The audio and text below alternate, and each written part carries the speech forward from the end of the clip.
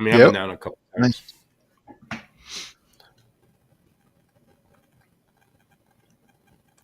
Can't believe summer's here. Almost here. I know. Almost. We've The had last nothing but time- rain 2 weeks. Last time we were on, were you getting a new truck or a new camper? Probably a camper. I think I got a second one. I can't remember what I got first. I got a new truck too, but I think maybe it was a camper. I don't know. Because I went from a dually down to a single wheel. Mm-hmm.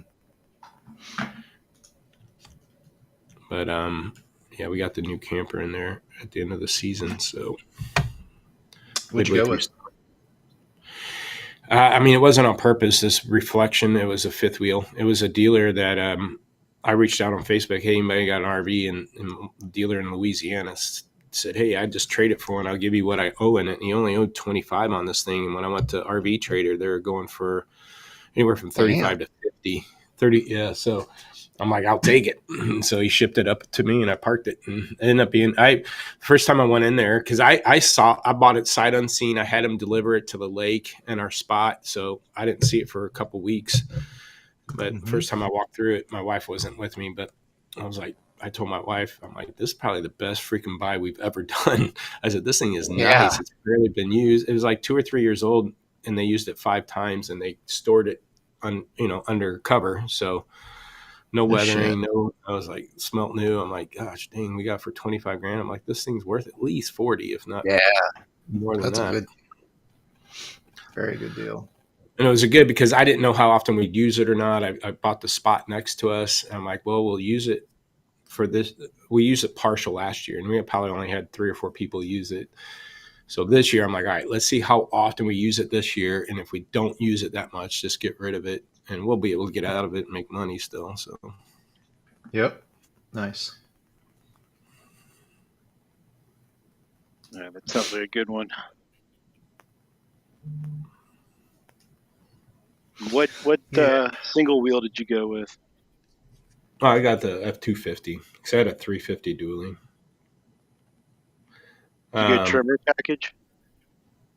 I did. No, yes, I did.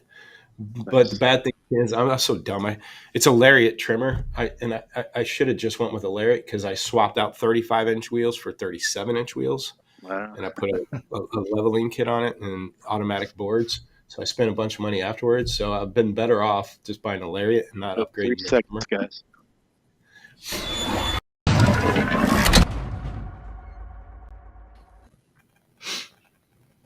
All right. Good Friday. Hopefully. Little cold and rainy here. That was a month ago, right? Yeah, it's gross. Mother's Day Friday. Sunday. No, I know, but you said Good Friday, like Easter Good Friday. Oh, yes. I'm like, that was a month ago. This weekend's Mother's Day. I'm with you. Yeah, we celebrated that last week. Yeah. Sunday. Yep. Flying by. First quarter's over. Oh, yeah. Goes fast. It is. This year is moving too fast. Speaking of, Jason, what's happening in the used car market? Man, quite a bit. It's getting confusing. I talk a lot about like a false positive. I think that's what's going on. What I mean by that is, like, there's a lot of positive. Like, dealers are doing some volume in April that typically starts slowing down, and then positive, like at the auction, higher sale rates and cars going for more money. So it seems like it's a strong market, but it's very false, because it's just we typically get this wholesale uptick after a good tax season, and so wholesale rates start increasing as dealers are replenishing. And then, but with the tariff scare, that extended that out, and so it went out for an extra month. So the hard part is dealers paying extra for cars are hearing that wholesale's up, dollars are going up, or the average cost of a car is going up for used cars, that they think they can hold out on their pricing and think the customers are going to overpay too, and we just don't see it in the numbers. The shopper indexes is dropping off. They'll continue to drop off through July 4th unless something special happens, meaning like a cash flow conquers again or something, because this administration could throw a curveball like that at it. But so it's a false positive. Things like it seems like everything's solid and it's going to be strong. Used car market, tariffs, this and that, and just don't see it. Consumer, interest rates are still high, negative equity still there. Consumer sentiment with like what is going on with tariffs. So we're going to have a recession. The stock market was down, now it's up. I think customers. It's going to take a year of this new administration for it to kind of settle down and people really, know where they could feel safe at. And they're just not going to go out and overpay for a used car just to do it. So I think if anything gets attention over the next 6 months, will be on new cars. These tariffs come in, I would imagine OEMs doing, some incentives to push them out. 0% comes back or something. If we didn't get the Fed to drop the rate, and then they maybe do a 0% or something, a $5,000 rebate and 2.9 or something to really stir up some new car, get them both $5,000 off and 2.9. Then you get these trade-ins coming in and stuff. And if I'm a betting man, I put more money on the new car doing something like that, and used continue to just kind of struggle. Didn't they just drop the rates? Me and my wife, we just went and bought that was fun. Came across a 2019 Toyota Camry SE, one owner, garage kept, never saw the rain or snow, 28,000 miles on a 19. And we got approved for $499, which I thought was pretty good. Yeah. Was that a short term, like 36 or 48 or something? We stretched it out to 48 for the hell of it. Yeah. I mean, if you went to 60 or 72, you probably would have been in the sixes, I would imagine. Actually, it said it was up to 60 months. Oh, wow. The rate didn't change. I know. So, yeah, that's not bad. So, yeah, maybe they can pull up a low 0% or 2.9. They're holding stiff on the price of the car, though. Yeah, I was gonna say, why was it fun, Jeff? The sales manager was sort of a little doucher. So it was from a dealership, not a customer or a private seller? Yeah. He was. I don't know. He was using these old school closing lines, and I'm like, dude, just be real. It's the only car out there that's like this. You're not going to find another Camry in that price range with less than 30,000 miles on it. So you either want the car or you don't. I would have respected that. Yeah. Instead, he was using these old school lines, and I'm like, if I could, would you? It was a real, yes, shit like that. It turned me off, and I was like, everything else was pretty good except for dealing with him. So when you shop for cars, both of you, do you put out there that you're in the car business? I hide it as much as I can. I hide it. Yeah. I try not to say anything. I let him know up front and I also try to tell him, like, I'm not one of those typical guys in the car business that's going to use my experience. It's like, I know your job better than you do kind of crap.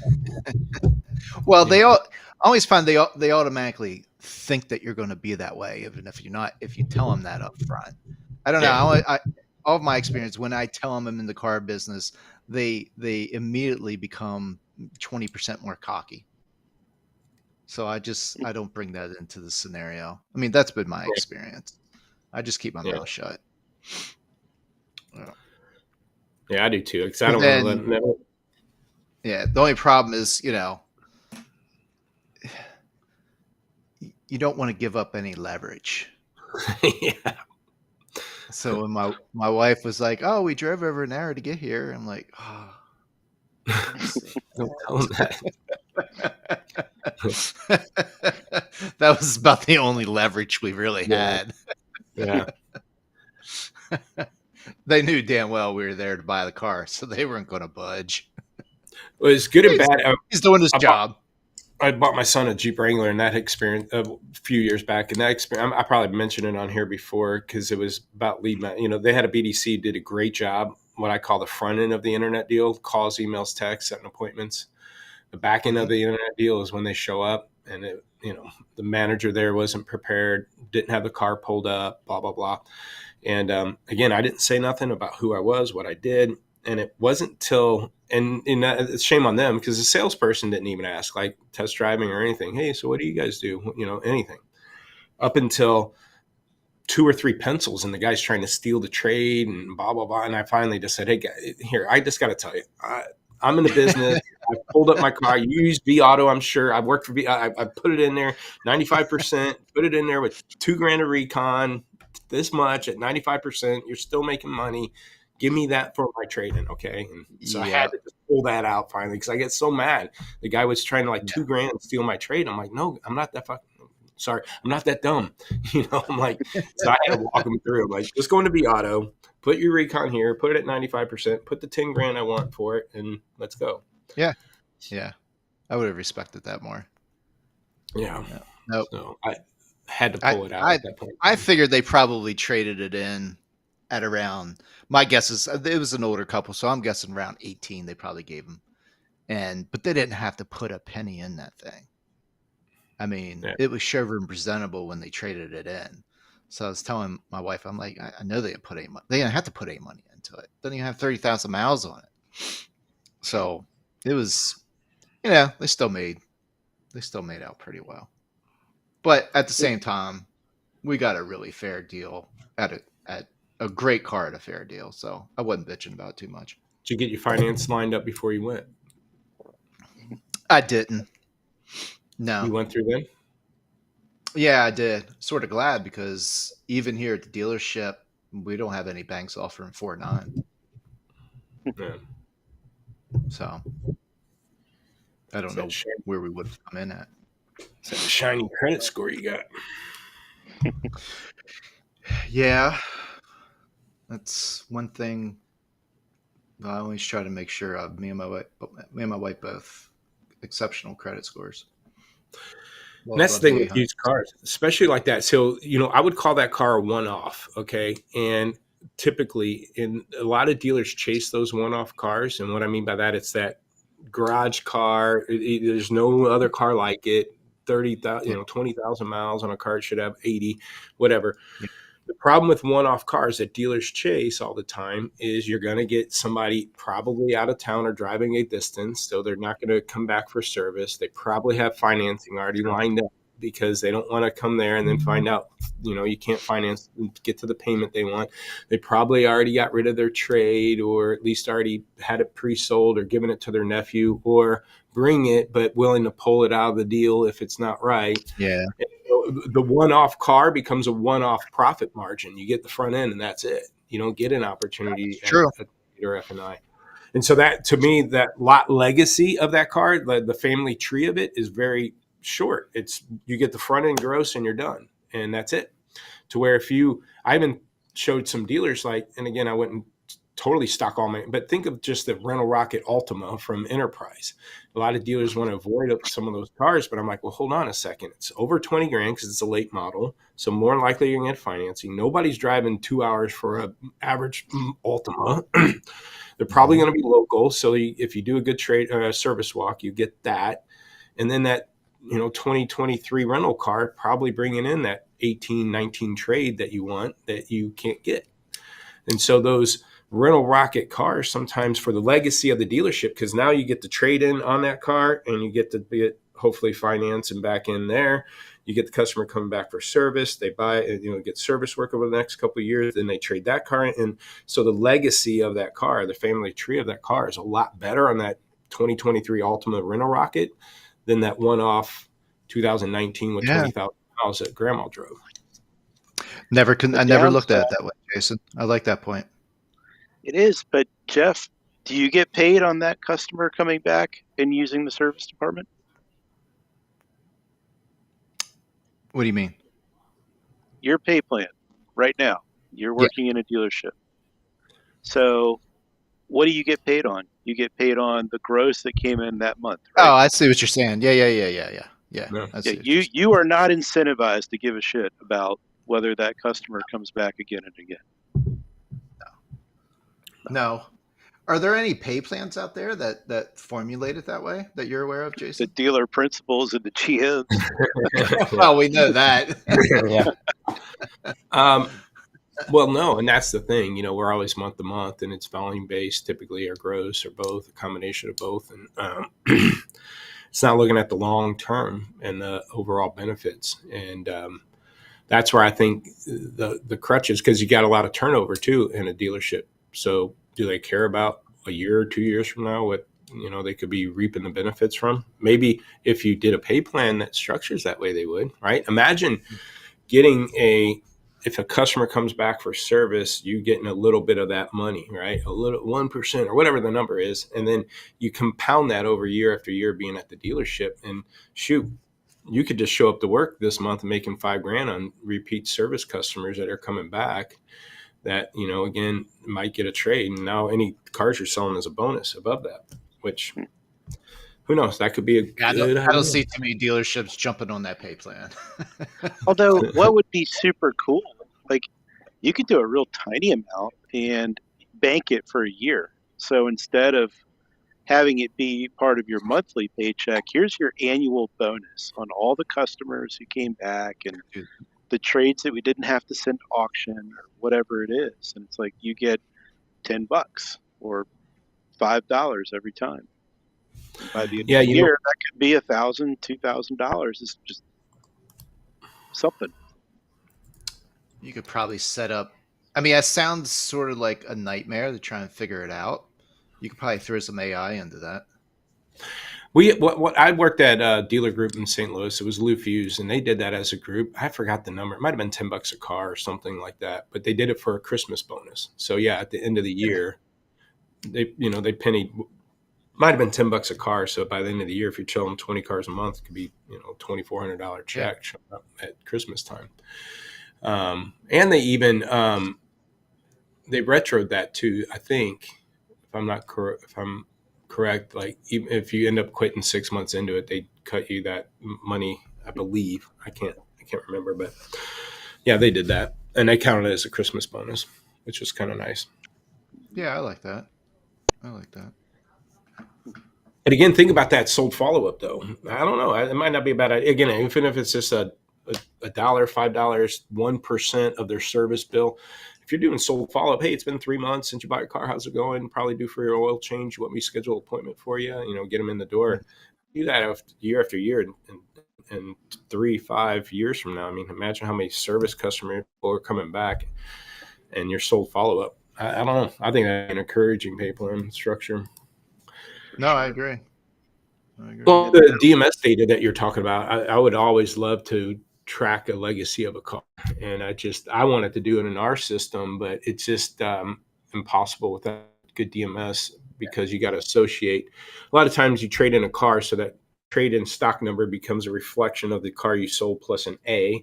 So then this car I sold generated this trade, and then vice versa. The A becomes a B, and then of these, how many got financed and what was the gross, and then of these, how many came back for service. And then, so you might be able to say for every Jeep Grand Cherokee you sell for a 5-year period, you generate 10 different transactions at a rough, $5,000 profit or $5,000 of revenue for every Jeep Cherokee you sell a local customer. Because okay, well then if I know that, then I can step up on this because it's not about the front end gross.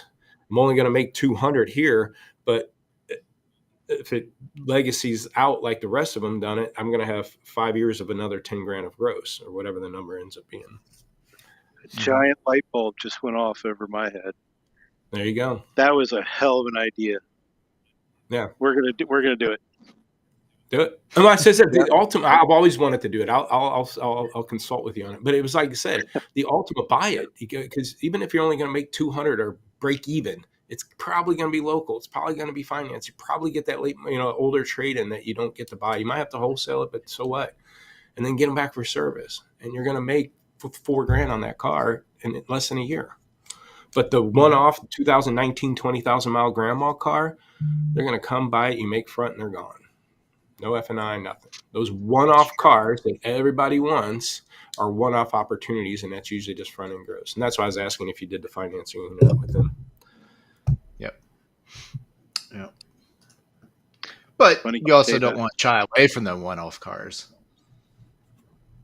What's that? So you don't want to shy away from the one-off cars. No. Oh, They I have to think be, Jason's but saying they're all don't chase them. You know, if they No. pop up, grab them, but Yeah. don't make that a big pursuit. Well, most of the one-off cars are going to be traded, so you're going to take those in. No, what I'm Most. saying is you want those cars. Those drive traffic. What I'm saying is don't avoid. I don't purchase cars, or I only do trade-ins, or I'm not going to buy rental rockets from Enterprise. I can't make any gross on them. Okay, well they're not designed to do gross front end. They're designed for the bigger picture. Do 20 of those things, even if it's 200 a pop, but you sell them in 20 days. You're making all this other money left and right. Yep. Easy car to sell extended warranty on. Well, and that's the other thing. The one-off, if you're going to the auction trying to buy all these one-off cars, you're either going to have to way overpay for them, and then they sit, and again, somebody from the outside comes in when you finally drop it cheap.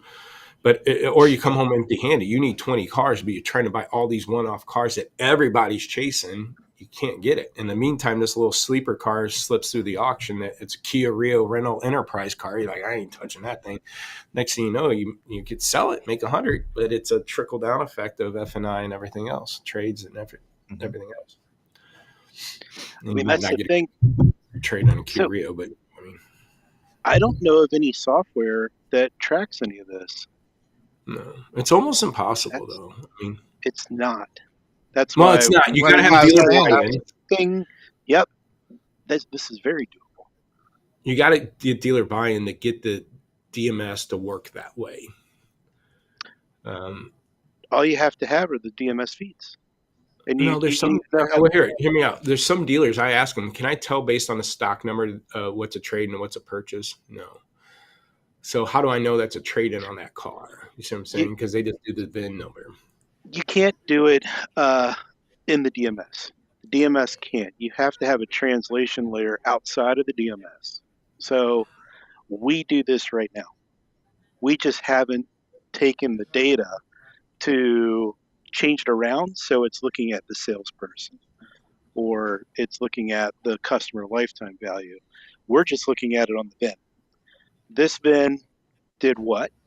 This VIN was a trade in here, or this VIN became an auction piece there. That's how we're looking at it right now, but we're not doing the extra steps to tie it back to specific salespeople, specific service people, any of that. But we have it. We have the model already in place. That's why when you said it, I was like, oh yes, we can. We will do this. Well, what about we track F&I penetration, like again the deals and how many. What about salesperson penetration for service? Is anybody tracking that? Like how many? If I sold 20 cars, how many of my customers are coming back? Do I do a good service walk? Because that was something I sucked at as a salesperson. Was I didn't do a lot of good service walks and stuff. Looking back, I never did it. I know, and that's a bad thing. But if I got comped or tracked for it, and they know 80% of my customers come back for service, then they know as a salesperson, hey, this is a skinny deal, but I know Jason will get them back because he does a good service walk, and I'll make my money up there. So go ahead and do the deal. I always did service walk. You did? I did, yeah. I hung out with the service people and the service drive to try to get some service deals, but when I sold a car, barely did. Well, see, back in the day too, like I said, I started internet in 97, 98, 99, 2000, early 2000s. I was bad at sold follow-up too, because I was very adamant. These customers back then weren't the normal customers. I said, I'm not following up, but they'll never come back to me because this customer is going to go back to the internet. He's going to shop around, find the best deal, and he's going to go to that guy. And so I was just adamant that I would never see these people again either, because they're very analytical, Subaru, yellow folder buyers with printouts and shit. I'm like, I don't know if I want them back either. I followed up. That's the Subi buyer. I'm not doing sold follow-up. Yeah. Now every customer's on the internet, so sold follow-up makes sense, but that was my reasoning back then. Makes sense. Well, Yeah, we the never old got paid on. analytical Subaru buyer. Our pay plan was entirely like the only thing that had an after the sale component was CSI. That was the only part of the pay plan that paid attention to anything after they walked out the door or drove over the curb. We used to get paid very first when I started working at the Volkswagen dealership. We got paid on wholesale, which would encourage you to hold on the trade. So whatever you traded in that went to the auction, you got paid on a percentage of what they, if only if they made something on it. If they lost, you weren't responsible. Before or after pack? Ah, That's after pack. Yeah, of course. after pack. It's probably a Tiger pack 250 instead of 500. Right. I think it was 250. Matter of fact. Yeah, I was gonna say. So that's the crazy story you're telling there, Jason. The uncertainty in the market, the inability to see what's coming ahead is, it's been our lives for the last 5 years, really. Mhm. The other interesting one, like yesterday, I think there was an agreement made with Europe where European cars are only going to be tariffed 10% now, and something like 100,000 of them are going to be exempt. Yeah, So it's and like that's we've gone from 30% to 10% in these cases and other cases. Like, it yeah, was only a month or two ago, and right, we were telling dealers, "Hey, buy cars heavy, just get them." yeah. I never went down that route. I always tell dealers, buy at your sale rate. And here's what there was one dealer that got scared, I would say, and Subaru dealer, and I was with the used car manager trying to go through their inventory, trying to make adjustments, and the dealer didn't want to do that. He wanted to keep his prices high. And then he goes, "A matter of fact, the dealer just called me last night and said he just bought 100 used Subarus." And I was sitting there going, "No way," because his inventory was bleeding through and aging. His pricing was up. What we're finding is, even though they're paying up for cars, dealers were dropping their prices because customers weren't there. They were priced at 98% last week, and that turned into 100% this week. And that means the market moved 2%. And so we go, you can't hold out on your pricing. You're going to need to drop. Yeah, but they're going for more money. Well, that's fine, but customers aren't paying it. And so dealers were dropping the pricing. In the meantime, this guy goes buy 100 cars. And what clicked with me, and again, this is stereotypical stuff, but I'm like, think of the Subaru buyer.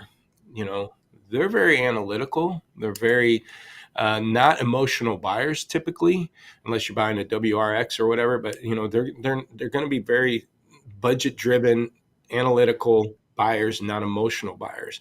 And so, if anything, the Subaru buyer is not going to get all emotional and go, "Hey, I got to hurry up and go buy me a Subaru for the incentive," right? So, I don't. I got to circle back because it's been about a month. I'm really curious at how this dealership is sitting because he was afraid he's going to run out of cars. And, I don't know the Subaru new car world where maybe allocation was light and he needs these for like the COVID time. And maybe he did the best decision he's ever done. I just didn't see it in the numbers. Again, going into July 4th, the shopper indexes dropped 20-30% from the tax season peak. So it's not good timing in my eyes. Now, 6 months from now, when the tariffs hit and the cars are sitting and they're not coming, then that's another story. But are you going to sit on these cars for 6 months and see if that happens? I was going to say, is this Subaru store in Vermont or Colorado? What's that? Is this Subaru store in Vermont or Colorado? If so, he's probably fine. If not, yeah. No, I don't. I got to look it back up. I got to go back on my calendar because I was just hopping on random calls through the company, and I got to go remember who it was. But that scared me again. I'm like, of all manufacturers, Subaru is not emotional buyers. No, but they're emotional people. Yeah, that's on average. Touche. Yep. You buy a Subaru, you got to put the coexist sticker on the back and go get your Ben and Jerry's ice cream. Yeah. That's what it says. I'm being stereotypical here, but that's just, I mean, what's your I'm clientele? surrounded by them, Jason. I live in Vermont. I'm allowed to say this. Yeah. The Now you next get some closest lifted thing, truck. You get some Tesla lifted was truck, you'll be starting a to make national truck buyer. I got to get that. well, Tesla was starting to make a dent in the Subaru sales here, and then Elon got political, and now That Subaru's back changed. on top. They're I noticed probably some thanking. used Teslas sitting in front of the Subaru store, so Oh yeah, they're getting that traded was in on nice. some. Yeah. Oh yeah. Yep. Going back to Subaru.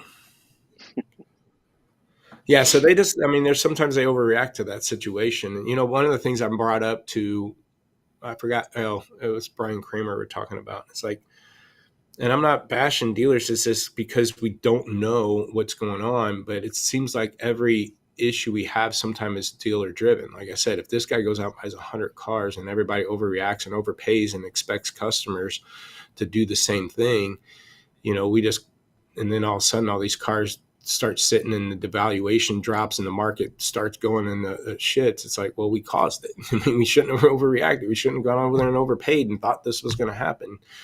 You know, and the same thing with the cash for clunkers and the whole, I mean, the government caused that, but just the reaction to COVID, you know, gouging customers. And then now customers are jammed up and can't get out of these cars they're buried in. And then now we're losing sales for it. It's like, well, we should have just been, and there was a lot of good dealers out there that didn't charge over MSRP, took care of their customers, and they're getting made fun of while these other guys are making $5,000 on these cars and over sticker and dealer. And but that dealer now is the one suffering and can't get customers to come back in the door because they feel like they got screwed as soon as a customer tried Do you to think trade that. that really had a lasting effect? Oh yeah, I mean these. Absolutely. Oh, Jeff, I got the math on it. I mean, I've always we figured saw that the customer, after 3 or 4 years, they're not thinking about that. They sort of forgot, but you until know. they go try to trade their car and they're still 20, Well, 10, 20 grand upside down. that's true. That's true. Yeah. What's the numbers? We were selling G classes for 80 over. well, that's a different story. I know it is, but That still. not so when you're selling Kias for $5,000 over sticker, that's Yeah, you're right. right. The resale on the Kia is not as strong as the G class. Yeah. Well, actually, I don't know. Maybe they're comparable. But, Percentage wise. yeah. Percentage-wise. Second thought. Dollar But, amounts, no percentages. But so prior to 2024, we saw a pretty steady loyalty rate of anywhere from 30 to 35%. And the way we were measuring this was we were looking at we were looking at an annual basis. So of their total year sales, how many of those customers had bought that car that they traded from that store or used the service department? So had they spent $1 at that dealership before? And in 2024, it has gone off the cliff. We're down in the low 20% territory now. Well, I guess that tells the story, huh? But the question is, they're not coming back to that dealer, but did they find somebody to unbury him, or are they just holding on to the car? Yeah. That I can't tell you. Well, the other thing is, and what I can't tell you, and I'll share my screen right here, and I know you guys have let me done that before, so I'm going to do that, is, this happens to be Car Gurus, and you can do research and pricing trends on their website. And, I went back a year here, and yeah, you can see, the average price of a car. Is my screen showing or no? It's coming up. Oh, yeah. I see it. The average price of a car since February has been trending back up. And there it goes. You can see how I went back a year and the average price is 28 grand. Then it's dropped down into the 26, I believe it was 26.9, 27 grand, dropped a grand. And now it's trending back up, but it's not as high as it was last year. And so, with that, I was saying, is this increase happening because of, yes, wholesale, we can see the numbers are up, or is it because, and this is the part I don't know, all the cheap cars are leaving the market, the 20 granders, the 10 grands, the 5 grand, everybody's buying the cheap stuff, leaving the higher dollar stuff to build up. Does that make sense? Yeah. Mm-hmm. So it could be even at the lane, it's the higher dollar stuff being wholesaled and coming out. That's why the average price at the lane's going up too. So I think, this is, even though the average price has gone up to 27 grand, dealers are still pricing 95 to get out of it, or 90. So even though price is going up, you can't take it and then mark it up more. You just still have to be competitive to that price. But I'm just curious on this, again, trying to find an answer to something I don't know. Is it going up? How much of that is driven because the cheaper stuff is leaving and the higher dollars sticking around? Seems like we won't know that till 2028. We've got to get through those 3-year behind, 3 to 4 year behind lack of production years. Well, we're already in it starting, right? But we're still sitting in this period where the cars produced were the most expensive ones the manufacturers could build, were the most profitable ones for them. So but 2020 is when COVID started, April 2020. That was 5 years ago. And then 2021, 2022. You're talking 2022 is the 3-year-old car right now. And I can show you the listings on autotraderandcars.com. The amount of cars listed last year to this year are the exact same. Actually, there's a little bit more cars listed online available for sale on these third-party sites. So that makes me think. That makes me think. Then it's the increase in car prices. So the manufacturers building the most profitable cars, the jump of nearly $12,000 for the average price of a new car in that 4-year span. The cheaper stuff's leaving, and the only things sitting out there is these higher dollar stuff. Yep. Mm-hmm. So less XLTs, more Lariats, for example. Man, forget about a late model domestic right now when you're competing against employee pricing and stuff, and people rushing out to get these non-tariff ones right now. So late models are sitting and getting wholesaled and sitting online, not selling, causing the average price to stay up. Could be. Well, all theory right now, folks. Don't. Yeah.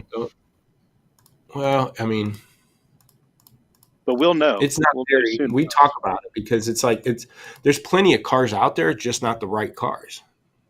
Okay. The car that you just went and bought, the 2019 Toyota, those are coming and going really fast into the market. The cheaper, nicer stuff they're very hard to find. Like you said, there's one out there. Yeah, that thing wasn't even on the lot for 2 days before I found it. Yeah. That's the other leverage you didn't have. You drove over an hour and you came in within 2 days. They knew, like, oh, shoot. That's where I'd be like, hey, did I price this too cheap? You underpriced it. Yeah, it happens.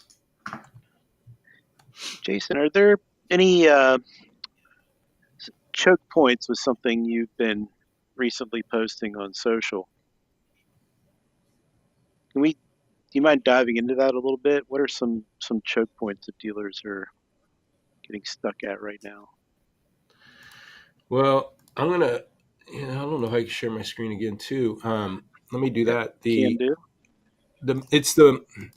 What we're finding, and I did do a Facebook share on that, and I'll try to pull that one up too because it's multiples. This particular dealer is falling into that realm too. Here's the Facebook post. I'm going to pull this over too. And I'm going to pull you up, make sure my screen's sharing. So what I did on this Facebook post, this is just picture after picture of this 31 to 45 day old stuff. So I just posted this on the 6th. So you can see they've had an increased amount of cars over 30 days old. That's one dealer. Here's another dealer on that yellow line. Here's another dealer on that yellow line. Just one after the other. That middle bucket, fresh cars would be like 0 to 30. Middle bucket would be like 30 plus. This particular dealer live, he's just all of a sudden, went from 22 units, 31 to 45, sitting now all the way up to 44 units. So these cars were a day old a month ago. Well, what was a month ago, right? April was still a strong month, so we felt good after a strong March. And then all the tariff talk. So dealers were holding on to their pricing, didn't want to give away, even maybe raising their prices a bit. And now they're getting stuck holding the bag. And then so this dealer is a perfect example of that. This middle, and look at all the green is the fresh stuff's dying down.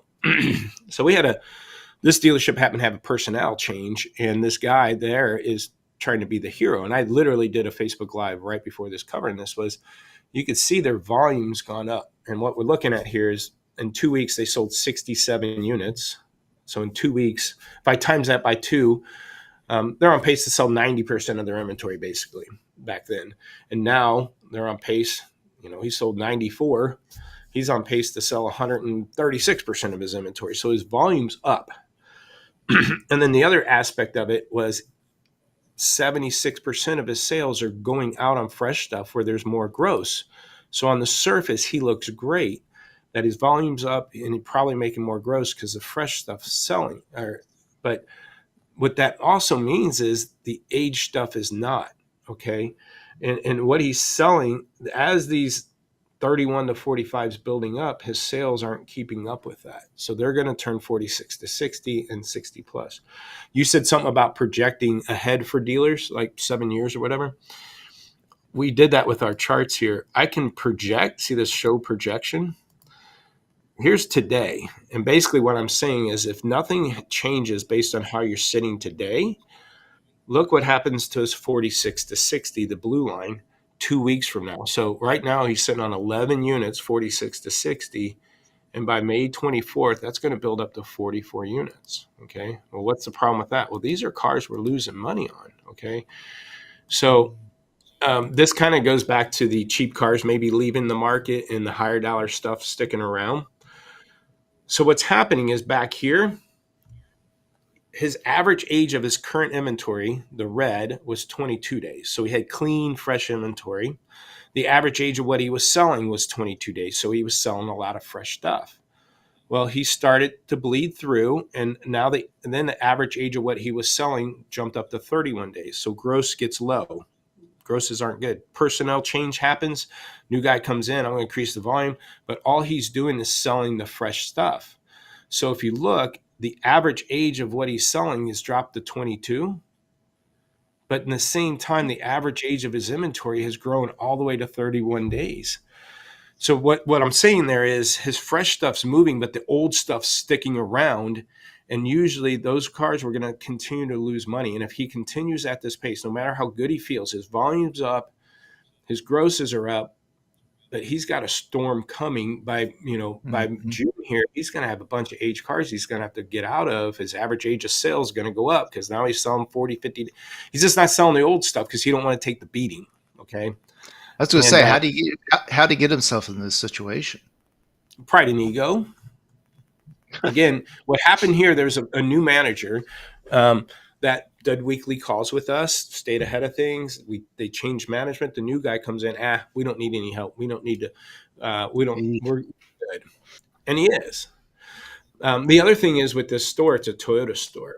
And so they're selling 68% of their inventory every 2 weeks. But if I look at Toyotas, it's down to 46%. It's the non-Toyotas. He's blowing out probably too much. He's on pace. He sold 40 non-Toyotas, blew those things out, fresh things, but they're too proud, too long of their Toyotas, and those are sitting. Mm-hmm. Those are the ones bleeding through and aging. And again, he don't want to hear. I mean, we haven't had have meetings with this new guy to show him this stuff. He thinks he's got it figured out, and he probably does when he sees his volume and his gross are looking good right now. He just don't know what's going to blindside him here in about 2 to 4 weeks. And so most dealers are sitting that way. They held up their pricing. They let cars kind of bleed through, trying to feel out, should I get aggressive or not? What are these tariffs going to do? And that caused right now a bottleneck. And here's the reason why it's going to be a problem is, and I've showed these charts before and I love it. because this is a direct reflection. This is Google Trends, customers looking for used cars, and it trends out seasonally as people in tax season, the shopper count increases, springtime, the shopper count decreases. I mean, that's here. I mean, if you look at 2022, shopper count out of 100 was at 80 in this 5-year span. But then by April it drops down to 60. So we get a 20% drop in springtime. Well, again, this year, because of tariffs, it stuck around a little bit more. We get a little bit of a July, August uptick in summer sales events, summer sales-a-thons, shopper counts peak up, but then it drops down through December every year. That was 2022. 2023, again, peaks in February, drops down through spring, picks up a little bit in July, August, and then drops down through December. So what's happening this year? We got our peak, but this peak of this year was a lot lighter than 2 years. Remember, it was 80 at 2022. It's down to 60. So comparably, in a 5-year span, if you look at how many people looking for used cars in 2025 to 2020, it's down 20%. But if you fast forward, if you go, okay, our peak was 20, and now it's down to 49 since then. So we got an 11% drop in shopper activity. I bring that up because we take this shopper activity, which is the red line, and compare it to our dealer's volume. And it's verbatim. When shopper count was high, 68%, our dealer's volume was high at 59%. Again, that's in 2 weeks. So if they sold 60% in 2 weeks, they're on pace to sell 120% of their inventory. That was March 11th. But what happened after March 11th? Shopper count dropped drastically and the dealer's volume, look, May 16th was down to 43. That's a 15% drop in volume in 2 weeks. Give it a month, that means a 30% drop in a month in volume. And that was just in 2023. What happened in 2024? Right? The shopper volume, the volume peaked on the 5th and 12th of March, 56%. What happened by May? It's down to 46%. And then what happened after May? It dropped down till after the July 4th holiday to 40%. So by July, from 56% to July 4th, 16% drop in volume in 2 weeks. Times that by 2, it's a 32% drop. 2 years ago, 30% drop. A year ago, 32% drop between the peak of tax season to July 4th. So I point that out because what are we going to do this year? Again, March 11th, it peaked, 55% sale rate. We're already down to 46%. The shopper count continues to drop. You tell me what's going to cause people right now to look for more used cars between now and July 4th when interest rates are still high, negative equity is there, and the cars are going to cost you more money. Nobody's coming, guys. Nothing. They're not. Unless there's a cash for clunkers or something. If anything, it's going to be a big push for new cars. You know, those lobbyists and stuff for these OEMs are going, okay, Trump, you're doing all this to us. Help us out. Do something. You know, maybe there's a cash for clunkers or a 0%, lower the rate so we can do a 0%. Something's going to happen to help these new cars. So what my point is, these dealers that held out last month and this month to raise their prices, hold off, go buy some more because of the tariffs, there's going to be a shortage. I don't see it because, again, to prove my point on that, if I go into, so we know there's less shoppers, even less shoppers than comparably than last year. And I go look at used car listings last year on Auto Trader, 1.5 and 1.2, that's roughly 1.18 and 1.4. Let's look at this year, 1.48 and 1.19. There's more used cars by maybe 20,000, but there's more used cars listed now than last year that cost more money probably than last year. We just saw the February uptick on Car Gurus. Where are these people coming from? When they don't know what tariffs are happening, what's going to go with the economy, they're talking about a recession. If things don't turn around, they're not coming. So to me, good luck, guys, holding on to these cars. I don't know.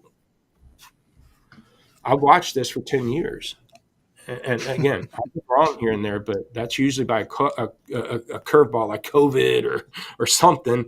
I thought COVID things were going to go to the shits and everything, but next thing you know, we have record years.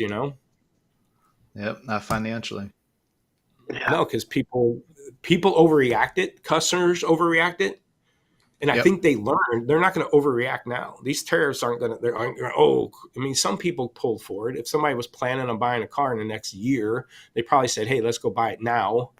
So we don't get Yeah. hit with the tariffs, and they got pulled forward. So that's going to soften the July, August sales, summer sales events. Everybody that got pulled forward, and so now you got cars with tariffs on them in July, August, probably, and they're going to have some kind of incentive to get them going, and that just means more new cars get sold and more trade-ins come in, and used cars get soft again. So I think used cars are going to start going down. We see wholesale volume dropping. Matter of fact, I keep going back and forth. Again, I everything I say, I want to at least back it up with data. And this is not my data. It's not biased data. It's looking at these Black Book Insight reports. Like these, I come in here every week and I'll pull average age of what the retail is and average wholesale percentage. I pull that data and I combine it all. And that's what we're looking at right here. The green and the red are what I showed you down here, the shopper count and the dealer's volume. But what I added in here, the blue, is what's selling at wholesale. And we went from 66% being sold down to 61. Why is wholesale slowing down? Because sales are slowing down. Sales are going to continue to slow down, so wholesale is going to get, but the wholesale pricing won't drop until about a month of wholesale sales dropping, right? Mm-hmm. The first week of sales dropping, you go to the lane, people keep their floor high. No, I'm not taking that. I'm not taking 20. I still want 22. I'm not wholesaling at 20. So they hold their floor and the no sale happens. Another week goes by. I'm not taking 20 again. I'll do 21 maybe, or 21, and they'll drop their floor a little bit. And after about 3 to 4 weeks of no selling, and they'll finally take the 20 grand, and wholesale starts dropping about a month after it really starts dropping. The value starts dropping about a month after this starts dropping. Because wholesale follows this. Look, when our dealers' volume in the green line went down, what happened to wholesale? They went from a 72% sale rate down to a 46% sale rate. When do you want to be a buyer? At 46% sale rates or at 70% sale rates? At the 40%. But most guys are jammed up with aged cars because they were stupid too. They went and bought a bunch of cars, overpaid and held out. And now they're stuck with aged cars too. And everybody's running their cars to the lane, but nobody's buying them. And you could buy cheap. So the average age of cars went down. That's the black line. Why did the average age of the cars go down? Well, because their volume was high in March, and still pretty good in April. What's going to happen to the average age of cars right now? It's going to go back up. It's going to trend back up like it did every year. It dropped. Let's go last year. Is this last 2023? That's March, dropped down. And then by July, right, look at what happened. All the average age dropped. But by the time things were sitting around through July and August and September, they start building up from September down through December. As the sales drop and the shopper drop, average age of cars drop. Or went up. So cars were sitting. Tax season hits, guys were selling cars. Average age of what was online dropped. Sales slowed down. Average age starts creeping up. Sales increased. That's the green line. Average age went back down. So again, I'm just not throwing out assumptions. These are patterns year after year after year. Mm-hmm. Curveballs happen like COVID. This big drop. This is COVID right here. Drop off. Nobody sold anything at the lane. 20%, and then boom, shopper count shot up, and so did the volume. And then next year, the fear of missing out, and then it all just kind of normalized after that. Yeah. So, Jason, how many dealerships you working with? About 300, all over the country, in all different sizes, from 30 car lots to 400 car lots, 400 car lots. Dealers carrying 350, selling 400. Dealers selling 20, carrying 20, selling 50. Our average dealer in that trending that you saw right now is selling 46% in 2 weeks. So our average dealer selling about 92% of their inventory a month. So if they got 100 cars, they're doing 92, which is pretty good. So I would say the average is probably carrying 100, selling 70 if they're good, average. Okay. Our top dealers will probably sell 150 plus percent, 160% of their inventory a month would be our top guys. We probably got a half a dozen of guys like that. Okay. Well, before we let you go, give us the LotPop spiel. Well, that's a lot. We combine leads and inventory management because these two worlds need to go together. I think inventory management should be lead management. What I mean by that, half your cars have no leads. So you got to then manage those cars that don't have leads, try to figure out how to generate more leads. Or if I have a large pickup truck problem, they're sitting, they're not selling, we'll isolate the leads on large pickup trucks and work those leads. So that's what we do. We'll combine the inventory data, vAuto, VinQ, Max Digital, whatever, with the CRM data, VinSolutions, DriveCentric, leads, put them together. Because if I have a large pickup truck problem, the first thing I want to do is attack large pickup truck leads. The gap in the industry is, though, you cannot go to any CRM and say, give me my large pickup truck leads. They just don't filter that way. They don't talk cars. Or if I got a problem with my $20,000 to $25,000 cars, or that dealer, remember he had a problem with this 31 to 45 building up. Well, I would want to isolate any leads on my 31 to 45 day old cars. So how do you do that in the CRM? You can't. So that's what we do in our tool. We allow BDC and internet or inventory managers use the tool together because, hey, I got a problem with 31 to 45. I need you guys to work my leads on my 31 to 45 before I drop pricing. So inventory management should be lead management. So then lead management should be inventory management. Quit following up with leads based on the age of the lead. That 50-day-old lead might have just got their tax return check today and they're ready to pull the trigger. But as you know, Jeff, we go back a long time in internet process management. Most 50-day-old leads are barely getting followed up with, if any, if it's just not automated, or maybe once every week or two, right? And so my case is I don't care if it's a 50-day-old lead or a one-day-old lead. I've got a problem with my 31 to 45. Let's attack that lead. So lead management should be based on inventory issues, not based on the age of the lead. If I got a truck problem, call truck leads. If I got a $20 to $25,000 car problem, call those leads, right? So that's what we do. We combine those two worlds and then give you a deeper perspective of what's slowing down your sale rate, and then give you ways to attack it differently than just looking at market data and auction data. So that's our spiel. It's basically, you can do a physical lot walk where you see dirty cars and customers not being meet and greeted, but on the virtual lot, you have two different systems, an inventory tool and a CRM that don't talk. So now we put these two together. You could do your virtual lot walk like you do your physical lot walk. Here's cars and here's customers. Here's cars you have problems with. Here's customers that aren't being meet and greeted or called. So let's handle that. That's a good way to put it. Imagine a dealership not hooking up with you, man.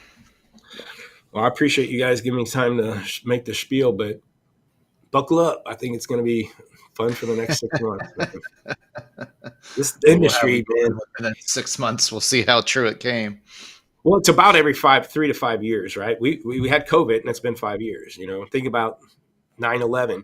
When 9/11 happened, 0% was the first time it ever came out. I was in the internet department at then. I had so many leads coming in. Oh my gosh! I remember. Right? It blew us up, and then it took another 3 to 5 years, and then cash for clunkers and the recession. All this other stuff that happened, right? Or the recession hit first, and then cash for clunkers, right? No, it was about 7 years later. Yeah. So we go through these phases. And I've been through them all, those with dealers too, cash for clunkers to 0% to COVID to now this, right? And so we'll get through it, but it's going to be different. Yeah. Well, Jason, we always appreciate it, man. Anytime you're on, we always walk away with plenty of great information and data that we can put to work for us. Yep. And if you build out that lot legacy, I want to maybe incorporate it in our tool. It's the family tree. I got something to show you. All right, let's do it. Awesome. I'll hit you up later. All right, John. Have a great weekend. Yeah, I got to go another meeting. Thank you, guys. Talk to you later. All right. See ya. Later, Jason.